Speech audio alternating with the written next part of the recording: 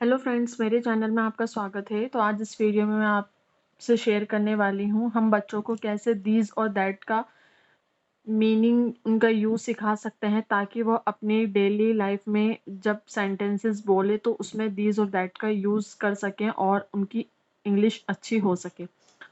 तो बच्चों को आप इजीली इस तरह से समझा सकती हैं यूज़ ऑफ दीज और दैट।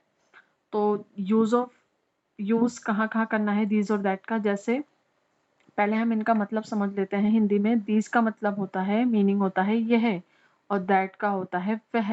अब यहाँ पर बात हो रही है सिंगुलर की। जब हम किसी एक चीज के बारे में बात करते हैं तो दिस और दैट का यूज करते हैं।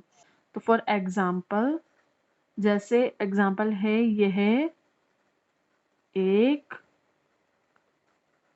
किताब है। तो अब हम इसका कैसे ट्रांसलेट करेंगे? यह आएगा दिस इज अ बुक। लेकिन जब यही बुक हमसे थोड़ी दूरी पर रखी हुई हो तो हम बोलेंगे वह एक किताब है। तो यह की जगह हम यूज करेंगे वह का। वह एक किताब है। तो हम वह पे यहाँ पर क्या यूज करेंगे? अब दैट, क्योंकि वो चीज अब हमसे दूर रखी हुई है तो हम वहां पर यूज करेंगे दैट का। That is a book. अब यहाँ पर हमने एक चीज और नोटिस करनी है, दिस के साथ आएगा इज और दैट के साथ भी आएगा इज क्यों आएगा? क्योंकि यहाँ पर सिर्फ एक बुक की बात हो रही है, यानी बुक जो है सिंगुलर है, एक है, बहुत सारी किताब नहीं है, सिर्फ एक किताब है। तो यहाँ पर सिंगुलर के साथ ऑलवेज इसका यूज होता है। तो जब हमारे पास कोई चीज रखी हुई हो, कुछ भी हो सकता है, कुछ किसी के, जैसे हम पेन बोल सकते हैं, दिस इज अ पेन। यह एक अलमारी है, हम अलमारी की ओर अगर इशारा करते हैं, हम उसके पास हैं, तो हम बोल सकते हैं दिस इज अ अलमीरा। अगर वो हमसे दूर है तो हम सेंटेंस कैसे बोलेंगे? दैट इज अ अलमीरा। अगर हम, जैसे हम बोलेंगे वह एक बॉल है, जैसे बॉल हमसे बहुत दूर रखी हुई है या बच्चे बोलते हैं, तो किस तरह से वो यूज करेंगे सेंटेंस का? That is a ball. क्योंकि यहाँ पर दैट के साथ इज और दिस के साथ भी इज, क्योंकि यहाँ पर सिंगुलर है। लेकिन use of these that plural में यूज नहीं होते। तो वहां पर क्या यूज होगा? अब हम यूज करेंगे यूज ऑफ। अब दीज प्लूरल में क्या चेंज हो जाएगा?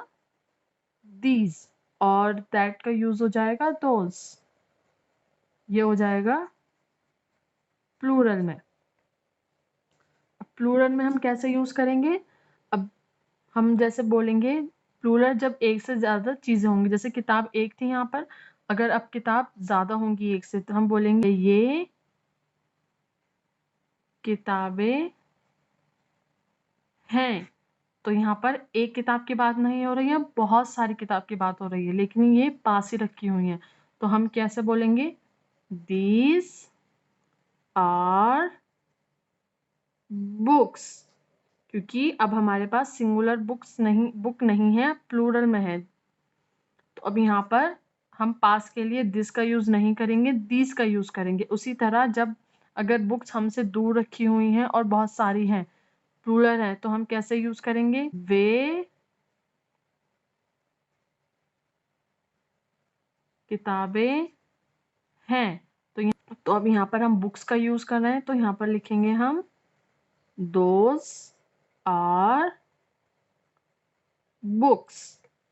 क्योंकि यहाँ पर प्लूरल जब हो जाएगा तो दीज के यूज करेंगे हम पास के लिए और उसके साथ आर का यूज होगा। लेकिन जब दूर होंगी वही चीज या फिर जिस चीज के बारे में हम बात कर रहे हैं, अगर वो हमसे बहुत दूर रखी हुई है और एक से ज्यादा है, प्लूरल है, तो वहां पर हम दैट का यूज नहीं कर कर हम दोज का यूज करेंगे और उसके साथ आर का यूज होगा। क्योंकि यहाँ पर अब प्लूरल हो गए हैं, तो प्लूरल के साथ आर का यूज होता है और सिंगुलर के साथ इसका यूज होता है। आई होप कि ये छोटा सा टॉपिक आपको समझ आ गया होगा। तो आप इस तरह से बच्चों को डेली यूज में सेंटेंसेस बोलकर भी उनके प्रैक्टिस करा सकती हैं। प्लीज़ मेरी वीडियो को लाइक कीजिए, मेरे चैनल को सब्सक्राइब कीजिए और ज़्यादा से ज़्यादा शेयर कीजिए। Thank you.